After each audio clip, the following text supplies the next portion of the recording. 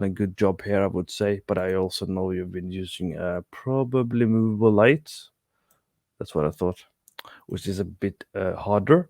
So pieces look good, but obviously don't have enough information, so it doesn't really tell me anything. I would definitely consider having placement of the lights. I don't know if it comes here at the end at all, but that's kind of useful as well to kind of see more clearly if you have movable lights. Is it just one light, or did you place some multiple lights to create the overcast lighting? Overall, I think this is a good piece, though.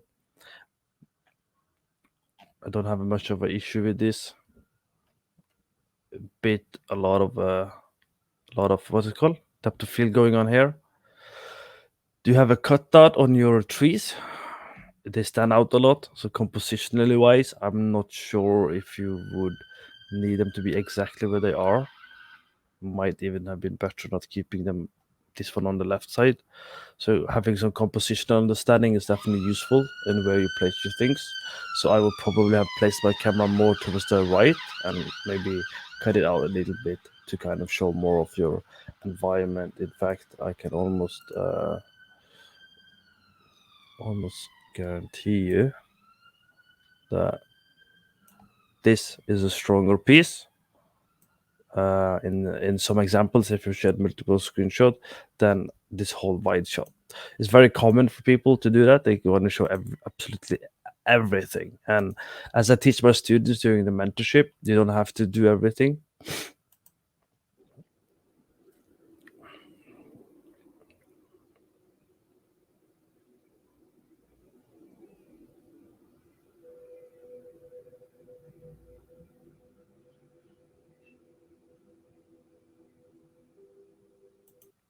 It's an interesting idea. You want to try and keep the camera not moving so much. I also noticed you're using the two of the same environment and tweaking it a little bit.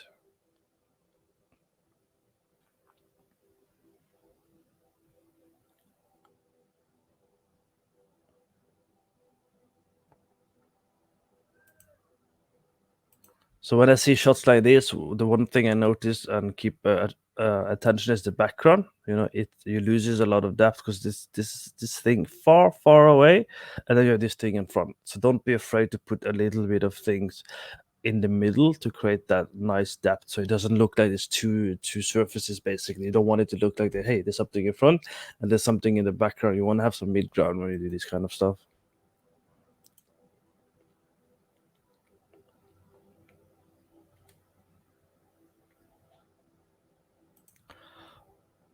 Same comment as in the previous one, which I probably wasn't clear on.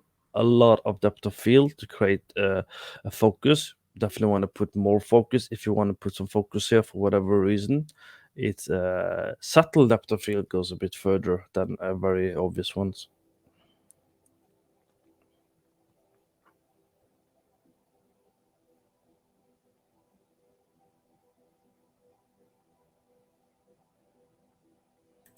So your strong suit on these two pieces is really how you have used the sky together with the lighting. That's what I see. It's your strongest pieces.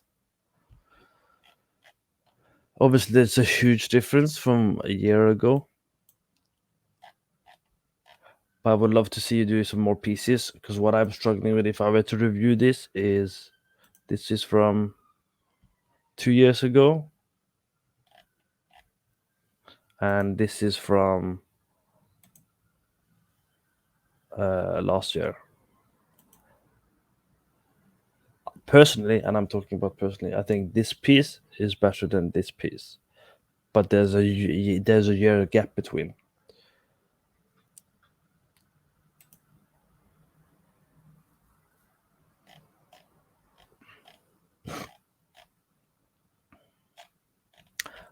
Yeah, I've already commented that on the Discord community, so I'm not gonna do that.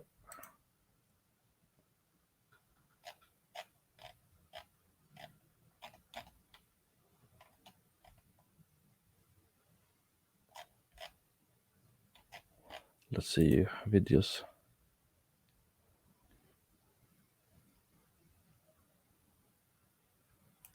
So if you're gonna use flames like this, they should be flickering.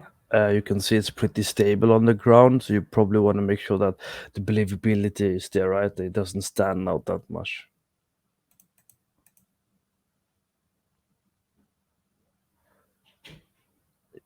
And you also have subtle, I don't know what it is, if it's these lines are a bit odd as well.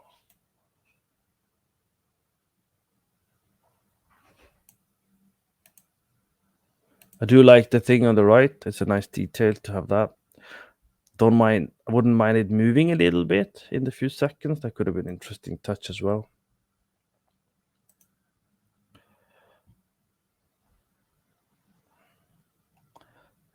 You're pulling the fog too much on this one. Normally, when people use fog, they have a tendency to pull it far away. People do a lot of over fogging because it's a nice effect. But what it does, it also start flattening things out a little bit. And you have tried to use it closely and smart by using different silhouette and buildings here. But overall, this also, by the way, have pretty flat lighting. There's warm light coming from there, and then there's a blue light on the left side. So these are the things I pay attention to if I'm recruiting lighting artists to something: is the consistency between the color palette and if it makes sense. If you're gonna fake lighting or do any type of lighting, you want to make sure that it's believable to start with. When it comes to your pieces,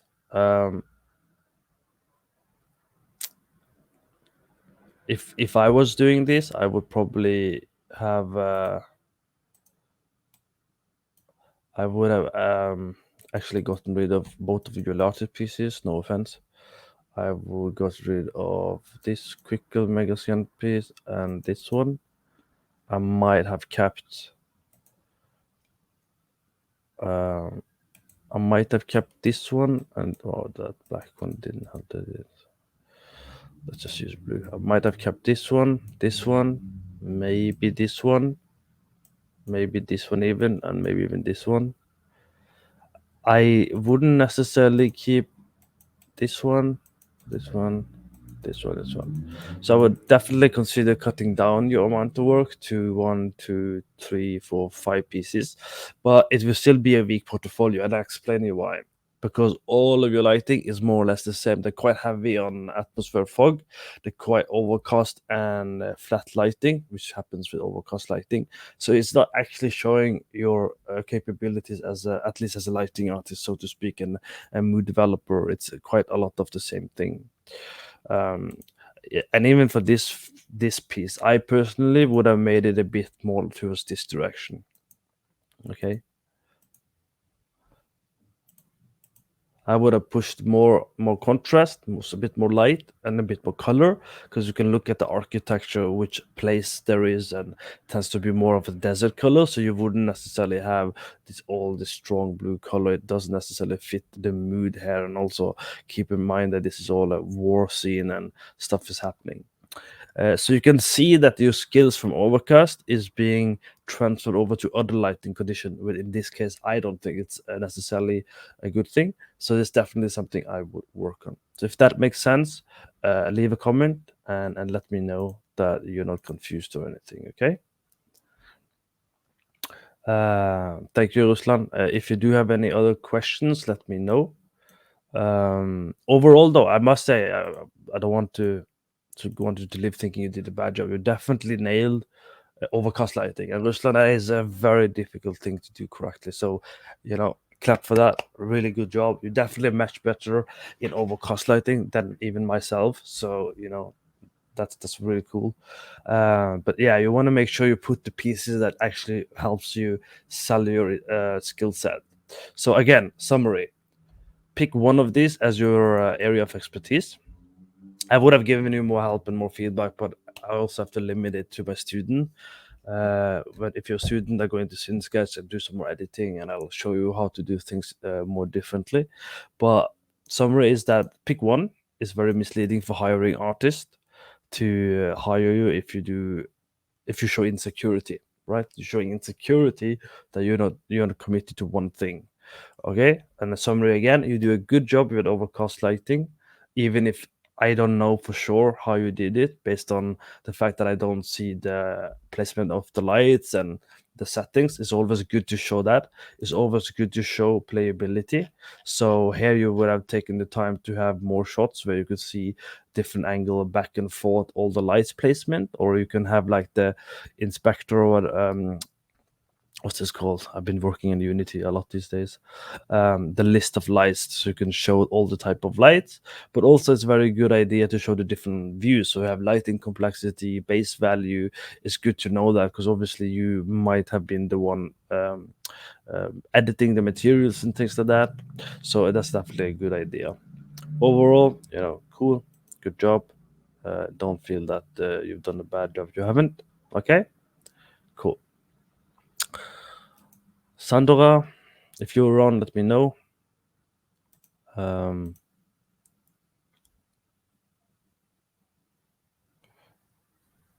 oh yeah, the tagging. Yeah. Don't worry. I can show you very quickly. Can I share another screen? Let me share. I have to do that, you see, because otherwise it gets triple stuff for you guys, and I don't want to do that, obviously. Yeah, so what I was just saying with this one is I would have, for this piece, I would have gone a bit more warmer tone. I'm assuming you can see it now, right? Yeah. Hey, Maggie. Your piece is also up next. So for this piece, what I was just saying is, when I look at it, it's a good piece in general, but you have to remember the time of day. It's midday, so the light's coming from top. And also you have to remember this is the war zone, it's the desert, so don't be afraid to play with color palettes and contrast to kind of push your pieces a little bit. I see that because you've been working on overcast lighting again, which you're pretty good at. You're having the same approach in other lighting settings. Your sky is not as good as your overcast lighting, so definitely something to consider here as well. So yeah, so that's basically what I'm saying is you have to play with it. Otherwise, what's gonna happen is, because if I go in and look at your actual level, you can see it's pretty even, pretty flat. You don't have a lot of contrast considering it's midday, and you don't have a lot of highlight considering it's day. And if you start editing it like I'm doing now, it doesn't work. Why? Because you have the same value everywhere. And when you have the same value in the image, and I know from my experience when I'm editing, it's not even enough. I don't have enough information to even help you using Photoshop normally, right? So you can see here it's pretty evenly lit, and it shouldn't be because it's day. So let's say you wanted to do it a bit differently, and you can. Again, I do these sessions normally in detail with my students. I have different options for that, so I'm gonna be quite quick here. Otherwise, the students will be like, "Hey, you gave them too much." All right, so let me just duplicate this. All right, I'm gonna just explain the concept of the gradient so you kind of understand what I'm meaning when it's flat image, because I don't want to repeat it for each and one of you have the same challenges, and it's very common. Again, this is not like unusual for most people. I spend a lot of time. I do painting and a lot of other things, so I spend a lot of time focusing on these things for my professional pieces anyway. So I'm kind of dragging it out, but hopefully you can see what's happening, right? The image is the quality of image is slightly improving over time because of this difference in depth that's coming, right? Do you see the difference? And if I do this, do you see that?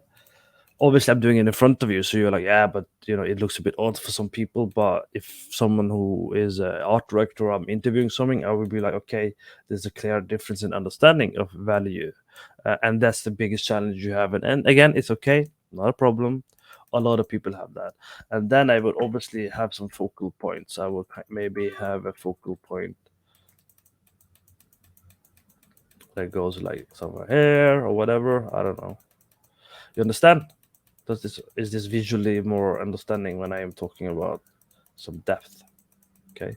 Obviously, I'm just doing something random. I wouldn't necessarily make this the highlight but hopefully you understand that you need to have a bit of oomph in the images here to make them stand out. Okay, is that useful? Was that helpful? Make sense? Okay, great. That's a great even before changing the screens to show you. All right, cool. um Hopefully it makes sense, and I hope for everyone, please thumbs up if you're liking this, give me a like, subscribe if you haven't already, and leave a comment that, yeah, this makes sense, this is useful, right? It's kind of important for me that I'm not wasting your time with this. So again, you can see there's a huge difference in quality. Again, I'm just doing something random. The point is for you to understand the values that I look at when I look at images. And this goes for everyone. This is super important for anyone. It doesn't matter if you're a lighting artist or not. If you're doing your own pieces, super important. Okay. I go into this, I can teach you this again in my lighting mentorship, so don't worry about that. But this is generally the point I want to make here. Okay. I'm just gonna switch window again. Oof. Yeah, man. Sure, early gamer. If I have time, I can do you too. Just post it in Discord. I'm assuming you're still there, right? Um, where's If that was useful, you should head over to courses.lightingbot.com and consider some of the courses and mentorship. You'll be able to learn all of these things: fundamental of lighting, incorrect materials, exposure, EV, how to use volumetrics, how to deal with light bidding, how to do post-process grading, emissive, how to do fill light and extra lighting, different times of day, how you do it differently for each day using EV, how to go away from the EV and technical lighting to do artistic lighting, understanding curves, analyzing painting, how it affects your art and lighting, how to train your eye and how to learn from painting, candle principle, Purkinje effect, game optimization, the danger of fog that a lot of people don't understand, and lots more. Again, we have had people go through the course and get work. We have some testimonial you can check. Little bit about myself, my co-author Sander, who has been going through the content and improving the content as well. He's a technical lighting artist, so more technical than myself. And you can check all the content that's being added on a regular basis, fundamental stuff, advanced stuff, technical stuff, and we're still adding new content because when students join, they have an ability to ask for some learning. Basically, you can also upgrade to monthly mentorship. You get some extra stuff for discount price, and you have me and other mentors. If you upgrade to 5 months, you can have an opportunity to get some career roadmaps or different offers. If you want a very specific offer, just talk to me and I'll schedule something specific for you as well. Okay, a great opportunity to learn.